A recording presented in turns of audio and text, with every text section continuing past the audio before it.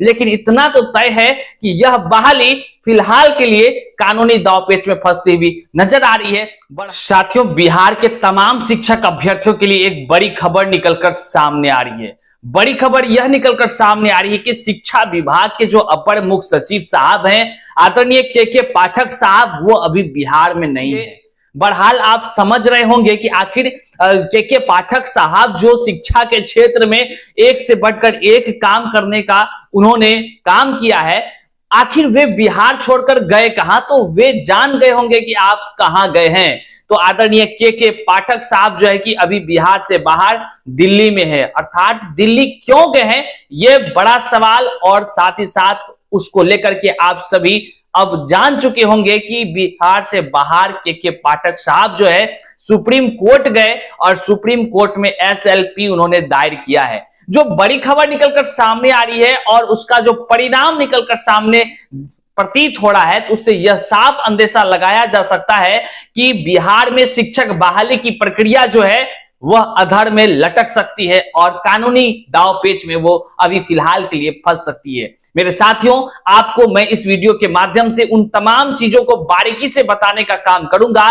जिससे कि आप समझ सकेंगे कि आखिर यह जो एसएलपी है, इस एसएलपी के दायर होने से जो के पाठक साहब ने आखिर बिहार सरकार के तरफ से उन्होंने जाकर किया है, क्या पड़ेगा उसका इस शिक्षक बहाली पर प्रभाव। ये आप वीडियो को अंत तक जरूर देखिएगा और तमाम दोस्तों तक इस वीडियो को साझा कर दीजिएगा। इसमें मैं डीएलएड वाले शिक्षक अभ्यर्थी और बीएड वाले शिक्षक अभ्यर्थी के विषय में भी मैं बताऊंगा और आप इस वीडियो को तमाम साथियों तक साझा कर दीजिए। चलिए मुद्दे की सीधे बात करते हैं। दोस्तों, सबसे बड़ा जो मुख्य बात है वह है कि बिहार में शिक्षक की बहाली की प्रक्रिया कानूनी दांवपेच में लटकते हुए प्रतीत हो रही है। मैं ऐसा क्यों कह रहा हूं, इसका मुख्य कारण है कि शिक्षा विभाग के तरफ से जिस प्रकार से लगातार तमाम शिक्षक अभ्यर्थी, चाहे वह डीएलएड वाले हो या बीएड वाले हो, तमाम शिक्षक अभ्यर्थियों को लगातार वो आश्वासन देते रही और हाल फिलहाल में भी ये सुनने को मिला कि तमाम शिक्षक अभ्यर्थियों को बीपीएससी के माध्यम से नियुक्ति पत्र जो होगा वह गांधी मैदान में कैंप लगाकर दिया जाएगा। जहां एक तरफ शिक्षा विभाग अर्थात मुख्यमंत्री साहब के द्वारा इस तरह की बातें कही जा रही है, वहीं पर बिहार सरकार के तरफ से भेजा गया के पाठक को कहां पर? तो सुप्रीम कोर्ट। बातों को समझिए, एक तरफ तमाम शिक्षक अभ्यर्थियों को आश्वासन और दूसरी तरफ बिहार सरकार एसएलपी दायर करने के लिए के पाठक साहब को भेज दिया सुप्रीम कोर्ट। अब आपके मन में सवाल उठता है कि एसएलपी आखिर होता क्या है भाई? आखिर इतना जो आज मामला गर्म हो गया पूरा, वो एसएलपी है क्या?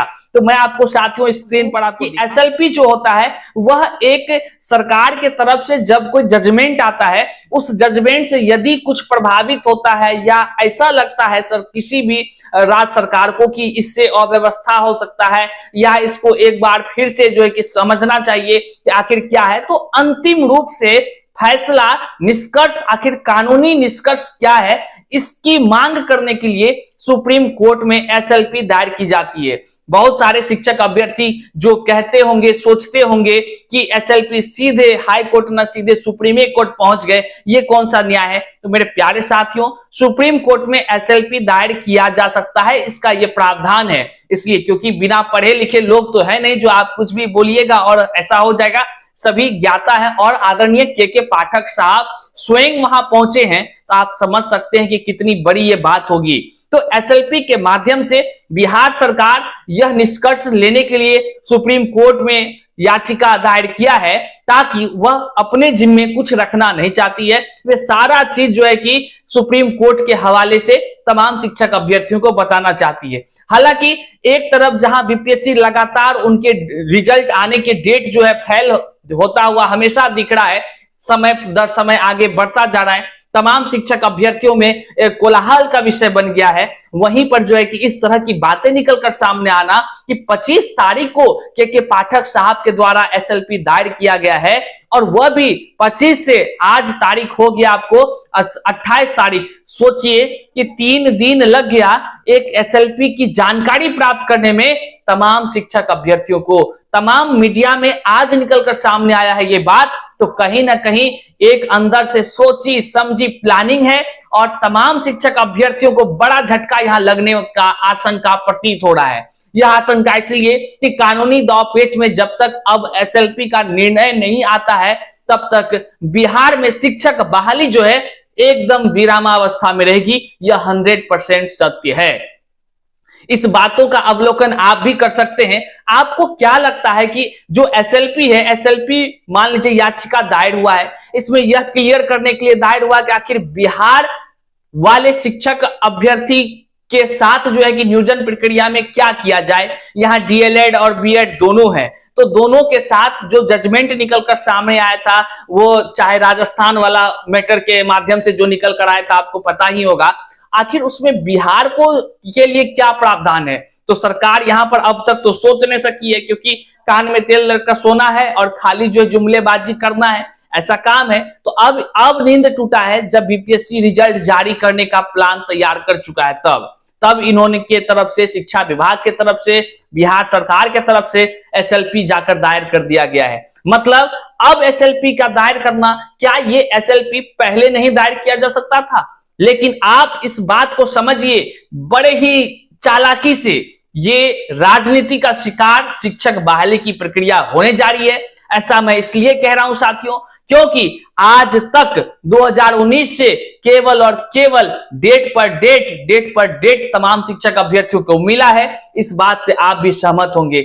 आप किस नजर में देखते हैं इस तरह की कानूनी प्रक्रिया की बात निकलकर अब सामने आना?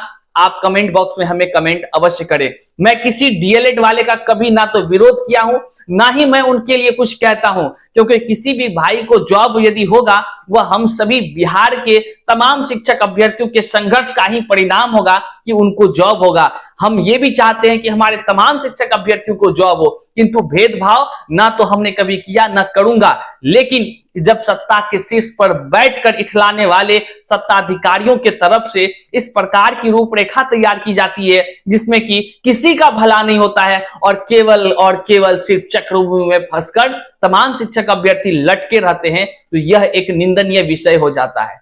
किसी ना किसी को जॉब मिले, बहाली की प्रक्रिया लगातार द्रुत गति से चलता रहे, यही अरमानों के साथ हम लोग संघर्ष करते रहते हैं और इन्हीं के साथ तमाम शिक्षक अभ्यर्थियों से संवाद करते हैं, सही जानकारी उनको त्वरित पहुंचाने का कोशिश करते हैं। चलिए साथियों, आप किस नजर से इसको देख रहे हैं, कमेंट बॉक्स में आप कमेंट अवश्य करें। लेकिन इतना तो तय है कि यह बहाली फिलहाल के लिए कानूनी दांवपेच में फंसती हुई नजर आ रही है। बहरहाल डीएलएड वाले जितने भी शिक्षक अभ्यर्थी हैं, अपने दिल को थोड़ा सा सख्त कर लीजिए, ताकि जो है कि अभी जो ये कानूनी प्रक्रिया है, अब जब तक संपन्न नहीं होगा तब तक जो है कि आपकी बहाली या तमाम शिक्षक अभ्यर्थी जितने भी बीपीएससी टीआरई 1 के माध्यम से चयनित होते और मुख्यमंत्री के अनुसार से नियुक्ति पत्र गांधी मैदान में पाते, यह केवल और केवल फिलहाल के लिए बस चुनावी मुद्दा है मेरे प्यारे साथियों। और सुप्रीम कोर्ट का फिर से जजमेंट आने का इंतजार कीजिए। बहरहाल जो भी अपडेट्स आएगा हम आप तक पहुंचाएंगे,